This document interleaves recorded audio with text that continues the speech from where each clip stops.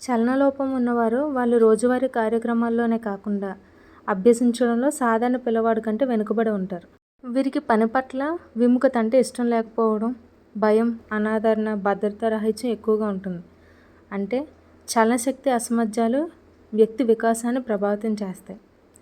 చలన లోపాలు ఉన్న పిల్లలు తమంతట తామే అన్ని పనులు చేసుకోలేరు.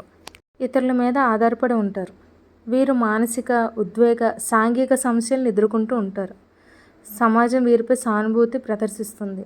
సమాజం వీరిపై చూపే సానుభూతి వల్ల వారిలో ఆత్మన్యూనతాభావం ఏర్పడుతుంది.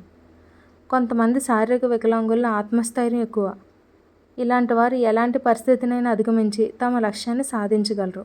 అయితే ఈ లక్షణాలు అనేవి పిల్లవాడికి అతనికి లోపం ఏర్పడిన ప్రదేశాన్ని బట్టి వేరువేరుగా ఉంటుంది. అయితే ఆ లక్షణాలు ఏంటో, సెరిబ్రల్ పాల్సీ ఉన్న వ్యక్తులను ఏ విధంగా గుర్తించవచ్చో తెలుసుకుందాం. కండరాల నియంత్రణలో లోపం అంటే తన కండరాలు తన అదుపులో ఉండవు.